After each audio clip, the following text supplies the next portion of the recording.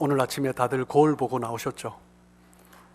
거울 안 보고 나오신 분 오늘 다들 보니까 너무 다 아름다우시고 다들 핸섬하셔서 다들 거울 보고 나오신 것 같아요. 저희들은 나올 때마다 어떤 아침에 거울을 보고 단장을 하고 나와요. 거울이 있는 것이 얼마나 축복인 줄 모릅니다. 그런데 거울이 없다면 지저분해도 지저분한 줄 모르고 그렇게 또한 살아갈 수밖에 없는 우리들인 것 같아요. 간혹 보면은 그런 사람들이 있습니다. 목사님, 요즘 거울 보는 게 너무 싫어요 하시는 분이 있어요. 여기는 없으신 것 같아요. 근데 간혹 보면 거울 보는 게 너무 싫고, 어떤 사람들은 차라리 이 거울을 그냥 깨버리고 싶다 이렇게 말씀하시는 분도 있습니다. 여러분, 거울은 무슨 죄가 있습니까? 거울은 그냥 있는 그대로 보여주는 거잖아요. 그런데 괜히 거울 보고 이제 화를 내는 거죠. 그냥 거울은 그냥 그대로 있는 것을 보여주기 때문에 거울에게 괜히 화내고 깨뜨릴 필요가 없습니다. 성경은 우리를 향하여서 율법이 거울과 같다라고 말씀합니다. 하나님은 우리에게 율법을 주셨습니다. 그런데 율법이 좋은 거냐? 아니면 우리를 힘들게 하는 것이냐? 그것에 많은 사람들이 질문을 가지고 있고, 그것 때문에 많은 사람들이 하나님 앞에서 자신의 신앙의 그런 색깔을 정하고 드러내기도 했습니다. 율법의 목적이 무엇입니까? 로마서 7장 7절 말씀을 보시면, 중간부터 보시면, 율법으로 말미암지 않고는 내가 죄를 알지 못하였으니 곧 율법이 탐내지 말라 하지 아니하였더라면 내가 탐심을 알지 못하였으리라. 율법의 목적은 무엇입니까? 우리 가운데 죄가 있다는 것을 깨닫게 하기 위한 거죠. 죄를 알게 하는 것이 율법의 목적입니다. 율법은 나로 하여금 내 삶 가운데 어떤 죄가 있는지 그것을 보여주는 거죠. 빌립보서 3장에 보면 로마서를 쓴 사도 바울이 뭐라고 고백을 해요? 3장 6절 말씀을 보시면 참 이렇게 고백하기도 쉽지 않은 것 같아요. 율법의 의로는 흠이 없는 자라. 자기 자신이 얼마나 율법을 잘 지켰는지 율법에 비추어 보면 거울이죠. 이 율법을 보는데, 그리고 이 말씀을 보면서 자신의 삶을 보는데 전혀 흠이 없다라는 거예요. 얼마나 자신감을 가지고 자부심을 가지고 살아가는 존재인가, 이 말씀을 보면 알 수가 있습니다. 그런데 사도 바울이 변하죠. 사울이었던 자가 사도 바울로 변하면서 그 고백이 바뀝니다. 디모데전서 1장 15절에 마지막에 뭐라고 고백해요? 죄인 중에 내가 괴순이라. 죄인 중에 가장 큰 죄인이다 라고 자기 자신을 고백하는 거예요. 어떻게 사도 바울이 이렇게 변합니까? 예전에는 율법을 볼 때, 이 율법에 나의 삶을 비춰볼 때 나 같은 의로운 자가 없다라고 그렇게 확신하고 자신 있어하고 자랑했던 사람인데, 이제는 예수님을 만나고 난 이후에 내가 죄인이다, 아니 그 고백으로 모자라는 거죠. 죄인 중에 내가 괴수다 이렇게 고백을 하고 있습니다. 사도 바울이 이렇게 바뀐 이유는 무엇입니까? 체험했기 때문이죠. 자신의 체험을 통하여서 자신의 고백이 바뀐 것입니다. 내가 모든 계명을 철저하게 지키면서 살아왔다라고 생각을 했는데 예수님을 만나고 나니 나의 그 확신이 아니었다라는 것을 깨닫기 시작하는 거죠. 로마서 7장 7절 말씀을 다시 한번 보시면 마지막에 곧 율법이 탐내지 말라 하지 아니하였더라면 내가 탐심을 알지 못하였으리라. 율법 10계명 가운데 탐내지 말라, 내 이웃의 집을 탐내지 말라 10번째 계명이죠. 사도 바울은 계명에 대해서, 율법에 대해서 말을 하면서 탐심, 이것이 얼마나 중요한 것인가를 깨달은 것입니다. 탐내지 말라라는 말씀이 새롭게 자신의 삶 가운데 다가오기 시작했습니다. 바울은 이 계명을 생각하면서 깊이 생각하면 생각할수록 이 계명이 무엇을 의미하는가 마음 가운데 깨달음이 오기 시작한 거죠. 탐내지 말라라는 이 말씀이 겉으로만 드러내는 죄를 말씀하시는 것이 아니라 마음속에서 탐내는 것. 로마서 7장 7절에 뭐라고 해요? 탐심이라고 표현하죠. 마음속에서 탐내는 것, 그 탐심이 모든 죄의 근본이다라는 것을 깨닫기 시작한 것입니다. 바울은 비로소 이 사실을 자각하면서 그때부터 자신의 모습 가운데 얼마나 죄악된 모습이 많은지 그것을 발견하고 그것을 깨닫기 시작하는 것입니다. 사도 바울은 살인하진 않았지만 마음으로는 형제 자매를 미워했던 자신의 모습을 발견합니다. 간음하지 않았지만 마음으로는 음욕을 품었던 자신의 모습을 발견하는 거죠. 도둑질하지 않았지만 마음으로 욕심을 품었던 자신을 발견합니다. 거짓 증거하지 않았지만 그 마음에 얼마나 거짓이 가득한지 그것을 발견한 거죠. 자신의 모습을 깨달으면서 내 안에 있는 탐심, 욕심, 율법의 의로는 흠이 없는 자라고 그렇게 확신했는데 하나님의 그 말씀을 깨달으면서 내가 얼마나 흠이 많은 자라는 것을 발견하기, 자각하기 시작하는 것입니다. 율법을 우리에게 주신 분이 누구십니까? 하나님이 주셨죠. 하나님은 우리에게 좋은 것을 주실까요? 아니면 우리를 힘들게 하는, 좋지 않은, 어려운 것을 주신가요? 하나님은 항상 우리에게 좋은 것을 주십니다. 하나님은 사랑이시기 때문에 하나님이 주신 것은 사랑으로 주시는 것이고 사랑을 목적으로 하기 위해서 주신 것입니다. 하나님은 거룩하신 분이시기 때문에 우리에게 주시는 것은 거룩한 것이고 우리의 거룩을 위해서 하나님이 그것을 주시는 것입니다. 율법은 하나님께서 주신 것입니다. 로마서 7장 12절에 율법을 향하여서 뭐라고 말을 합니까? 우리 같이 한번 읽어볼까요? 자, 시작. 이로 보건대 율법은 거룩하고 계명도 거룩하고 율법과 계명이 거룩하고 의롭고 선한 것이다 라고 말씀을 합니다. 하나님이 우리에게 주신 율법도 거룩한 것입니다. 계명도 거룩하고 의롭고 선한 것입니다.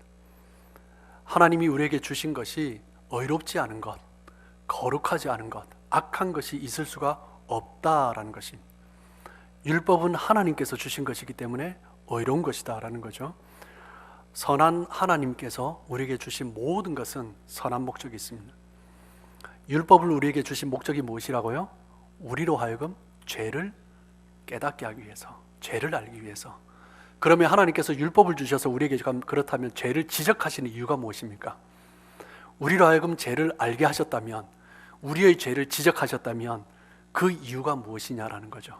세 가지 이유가 너무나 중요한 것입니다. 첫 번째는 무엇이냐면 우리의 영적 교만을 깨뜨리기 위하신 것입니다. 죄를 발견함으로 말미암아 우리 스스로 영적으로 교만하지 않도록 그것을 깨뜨리는 거죠. 사도 바울이 그러했던 거죠. 두 번째는 무엇입니까? 우리로 하여금 내 안에 있는 죄를 깨닫고 이 죄가 나를 어떻게 이끌어가는지 발견하면서 죄로부터 나를 보호하기 위한 것입니다. 그리고 세 번째는 뭐예요? 이 죄를 발견할 때 나는 이 죄에서 온전할 수 없는 너무나 악한 죄인이라는 것을 발견하면서 십자가만을 의지할 수밖에 없는 존재라는 것을 하나님이 깨닫고 알도록 하기 위하여서 우리에게 율법을 주시고 죄를 지적하신 것입니다. 하나님의 선한 목적이죠. 그런데 사단의 역할은 무엇입니까? 사단의 역할은 하나님과 우리와의 관계를 깨뜨리는 것입니다.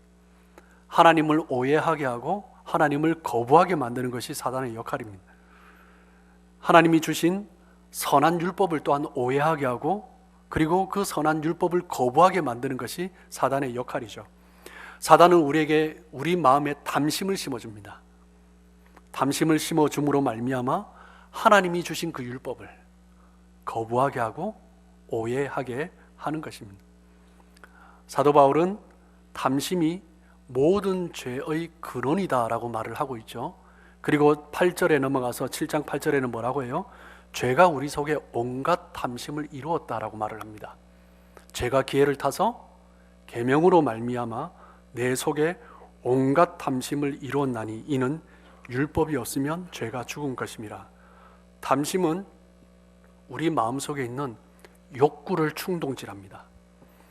가장 큰 죄 뭐죠? 우상숭배입니다. 우상숭배의 근본 원인은 무엇입니까? 탐심인 거죠. 하나님을 섬기지 않고 자신의 잘못된 욕심이 생겨서 그 욕심을 이루려고 우상을 섬기는 것입니다. 부모를 공경하지 않는 것도 그 근본 원인이 무엇입니까? 탐심이죠. 자기 욕심 때문에, 당장 내가 중요하기 때문에 부모를 공경하지 않는 것입니다. 살인하는 것, 간음하는 것, 도둑질하는 것, 거짓 증거하는 것, 그 모든 죄의 근본 원인이 무엇입니까? 탐심이죠. 내 자신이 너무나 중요하기 때문에 다른 사람은 어떻게 되든지 내가 중요하기 때문에 내 안에 있는 욕심으로 말미암아 그 계명을 범하게 되는 것입니다. 탐심을 이길 수 있는 오직 유일한 방법은 무엇이에요? 하나님의 능력을 붙드는 것입니다. 하나님의 능력은 무엇입니까?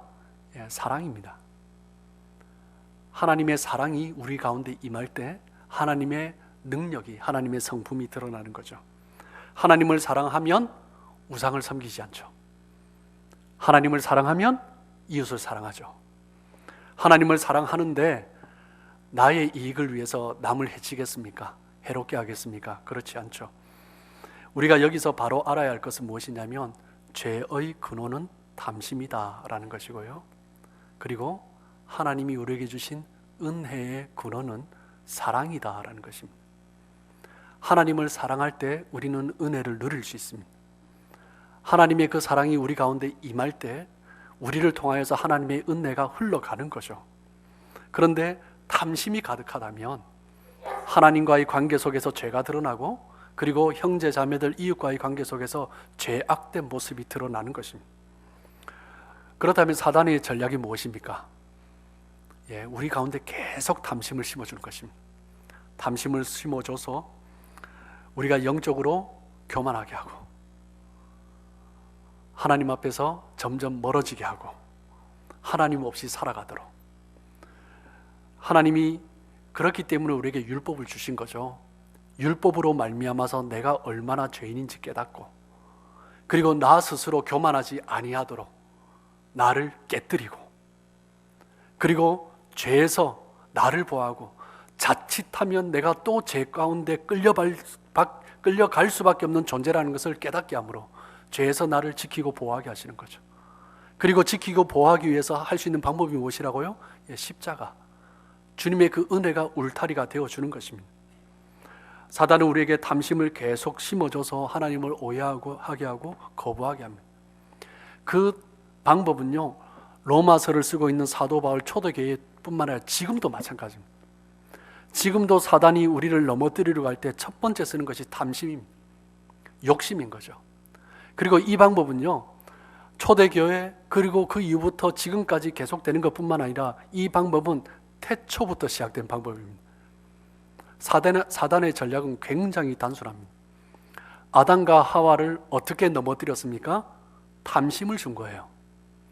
하나님께서 아담과 하와에게 선악과를 주셨습니다. 선악과를 주신 이유가 뭐예요? 선악과를 봄으로 말미암아 하나님께서 이 모든 동산을 천지 만물을 나에게 다 주셨는데 선악과 앞에 설 때마다 하나님은 이것만은 먹지 말라고 하셨지.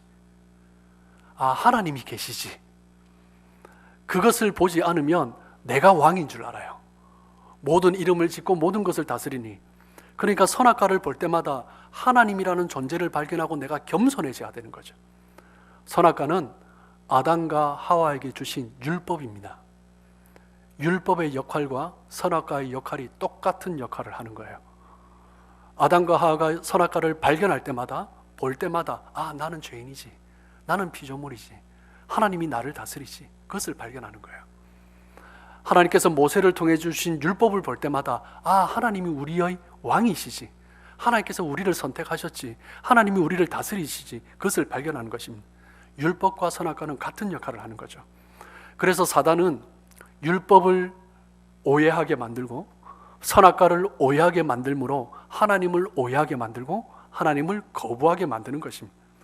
보암직도 하고 먹음직도 하고 탐스럽기도 하게 보임으로 말미암아 하나님이 정말 선악과를 왜 주셨는지 그것을 잊어버리고 하나님을 오해하고 곡해하고 거부하게 만드는 거죠. 하나님이 주신 선악과의 목적을 잊어버리게 하는 죄, 무엇입니까? 탐심입니다. 하나님이 주신 율법의 목적을 잊어버리게 하는 죄도 탐심입니다. 사단은 계속 우리에게 탐심을 심어줘요. 탐심을 심어줌으로 말미암아 율법을 경시하게 만드는 거죠. 로마서 7장 8절 말씀을 보시면 그러나 죄가 기회를 타서 계명으로 말미암아 내 속에 온갖 탐심을 이루었나니, 죄가 기회를 타서 나를 속이고 내 안에서 탐심을 이루어가는 것입니다. 죄가 우리에게 탐심을 심어줌으로 율법을 경시하게 만드는 거죠. 율법은 다 못 지켜. 율법의 목적은 다 못 지킨다는 것을 깨닫게 하도록 만들기 위한 것이 율법이야. 그렇기 때문에 율법은 다 못 지켜. 그러니 안 지켜도 돼. 마음만 하나님 앞에 바로 서 있으면 돼. 그것이 구약에도 그랬고 초대교회도 그렇고 지금도 그렇습니다. 율법 폐기론자들이죠. 율법의 참 목적이 뭔지 몰라요. 율법은 우리를 정죄하기 위한 거야. 우리가 죄인인 것을 깨닫게 하기 위한 거야. 그렇기 때문에 누가 율법을 지킬 수 있겠어? 율법 못 지키는 거 걱정하지 마. 마음만 있으면 돼. 그 율법을 경시하게 하는 것은 결국 무엇으로 만듭니까? 우리의 육체 가운데 죄를 용납해 버리는 거죠. 죄 괜찮다라는 거예요. 왜? 어차피 율법을 못 지키니까. 율법을 경시하게 만들고 더 무서운 것은 무엇이냐면 하나님 앞에 당하게 될 그 형벌을 축소시켜 버리는 거죠. 그것이 얼마나 무서운지 모르고 자신이 원하는 그것을 얻기 위하여서 합리화하기 위하여서 자신의 육체가 끌어가는 것을 누리기 위하여서 합리화시키면서 괜찮다라는 거죠. 미국의 영적 대각성 운동을 이끌었던 조나단 에드워드 목사님이 계시죠. 교회에서뿐만 아니라 미국 역사에서도 굉장히 중요한 인물입니다. 조나단 에드워드 목사님에 대한 일화가 있는데 1750년 6월 23일은 조나단 에드워드 목사님이 24년간 섬겨왔던 교회에서 쫓겨난 날입니다. 무엇 때문에 쫓겨났냐면요, 이 사건의 발단이 뭐냐면 교회에서 아이들이 좀 외설적인 책을 보고 있는 거예요. 그래서 목사님이 그것을 보고 꾸짖었습니다. 그때 그 부모들이, 또 교회 안에 있는 좀 재력가 이 부모들이 요즘 아이들 그거 다 본다라는 거예요. 뭘 그거 가지고 그렇게 혼내냐라는 거죠. 그 아이들 얼마나 교회 열심히 참석하고 성경 공부도 열심히 한다고, 그리고 그 정도는 어느 정도 다 알아야 된다라고 이제 부모들이 그렇게 말을 하는 거죠. 목사님이 이게 용납이 안 되는 거예요. 평소에 이제 그 부모들의 모습을 보니 목사님 마음에 좀 의심도 있었어요. 저 사람이 정말 중생한 크리스찬 맞나? 이런 의심이 있었어요. 그러면서 이제 서로가 갈등이 생기면서 목사님이 결단을 했습니다. 여러분 오늘 다 같이 성만찬을 받으셨잖아요. 에드워드 목사님이 성만찬의 조건에 두 가지를 더 추가했습니다. 예수를 믿는 자, 또한 세례받은 자, 입교한 자뿐만 아니라 두 가지를 더 추가를 했어요. 첫 번째는 무엇이냐면 내가 예수님을 믿고 난 이후에 내가 변화된 그 삶의 모습이 있는가? 나 자신이 저는 예수님을 믿고 이렇게 변화되었습니다 라고 명백하게 말을 할 수 있는가? 나 자신뿐만 아니라 내 옆에 있는 주변의 사람들이 저 사람은 예수님 믿고 변화되었어요 라고 말을 할 수 있는가? 그 사람만 성만찬을 받을 수 있다라고 했습니다. 그리고 두 번째 뭐냐면 우리는 죄인인데 그 예수님의 은혜로 죄에서 용서받았다면 우리가 그 자신의 죄 때문에, 우리 죄 때문에 예수님이 십자가에 못 박혀 죽으셨는데 내 죄 때문에 눈물 흘리고 가슴치고 통곡하고 애통하면서 통회하는 시간을 가지지 않았다면 그 사람이 예수 믿는 사람이냐라는 거죠. 나의 죄 때문에 밤새면서 울어보고 통회한 사람만이 성만찬을 받을 수 있다라고 했어요. 그러니까 교회 안에서 어떻게 되었을까요? 아멘 하고 다 찬성했을까요? 그렇지 않죠. 그러면서 신학적인 논쟁으로 들어갔습니다. 목사님과 성도들이 신학적 논쟁을 한 거예요. 그러면서 그 아이들의 보던 책으로 말미암아 신학의 갈등이 목사님과 성도들 가운데 생기기 시작했습니다. 그래서 이제 교회 리더들이 결정을 했어요. 목사님에 대해서 신임 투표를 하기로. 그 당시 1750년 6월 23일 기준으로 그 교회 정회원이 230명이었습니다. 목사님이 앞으로 계속 우리 교회를 섬겨주시고 이끌어 주십시오라고 신임에 찬성한 사람이 230명 중에 23명이었습니다. 딱 10%밖에 안 되는 거죠. 그래서 결국 목사님은 그 교회에서 24년간 사역해 온 교회에서 쫓겨나게 되었습니다. 여러분, 사단이 우리에게 탐심을 심어주면서 결국 우리에게 원하는, 최종적으로 목표하는 것이 무엇입니까? 탐심을 심어줌으로 말미암아 율법을 통해서 죄를 보게 하는 거죠. 그 율법 가운데 탐심이 같이 들어가므로 죄를 경시하게 만들어 버리는 것입니다. 그 정도는 괜찮다라는 거예요. 형벌도 축소시켜 버리는 거죠.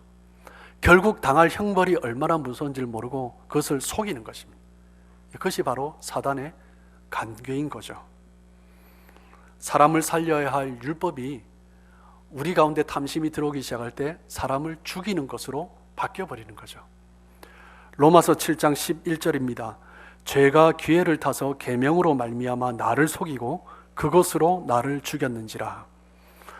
죄가 기회를 타서 나를 속이고 탐심으로 내 안에 죄가 가득 이루어지게 하는 거죠. 그래서 일단 죄를 짓게 합니다. 뭐 그 정도는 괜찮아.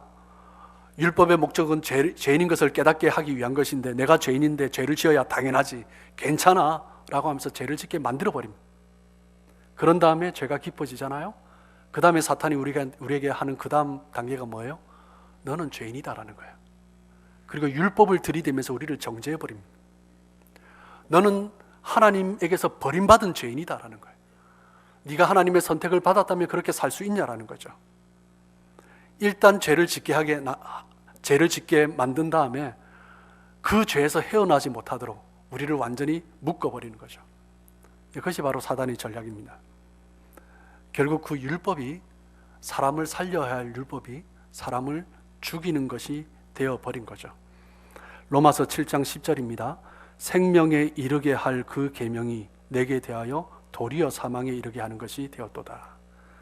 율법을 통해서 우리가 생명을 얻어야 되는데 율법을 통해서 두려움과 불안에 떨게 되는 것입니다.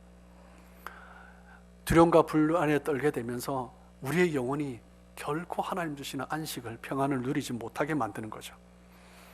우리가 죄의 영향을 받을 때마다, 또한 실수할 때, 죄의 길에 설 때마다 사단은 율법을 들이대면서 우리를 향해서 정죄하고 우리가 얼마나 악한 존재인지 우리를 그 율법의 심판대 위에 올려놓는 것입니다.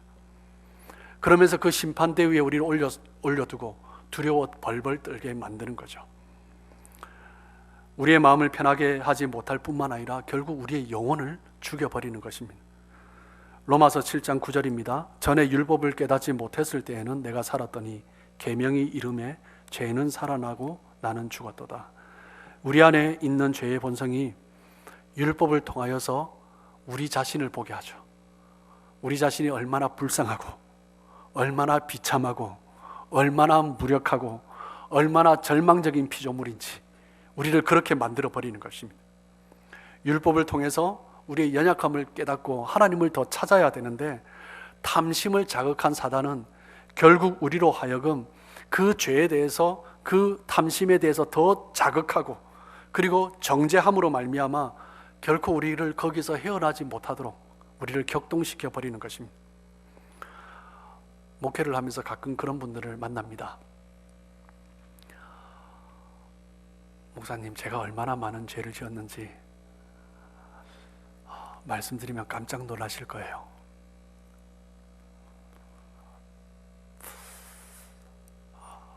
저 자신의 모습을 볼 때 아무리 변화되려고 노력해봐도 안 돼요. 저도 이제 소망이 없어요. 그러면서 하나님을 떠나려고 하는 사람이 있습니다. 마치 수가성의 여인처럼 너무 어렵고 힘든 삶을 살았어요. 마음속으로는 하나님을 찾아요. 그런데 현실이 그러지 못한 것 같아요. 그러면서 또 죄의 자리에 서고 또 죄의 자리에 서고 또 죄의 자리에 서고 그렇게 그 인생을 반복하면서 죄의 자리에, 마음으로는 하나님을 찾는데 계속 죄의 자리에 서는 거죠. 스스로 더 깊은 나락으로 자신의 삶을 던져버리는 것입니다. 그런 여인을 향해서 주님은 찾아가시는 거죠.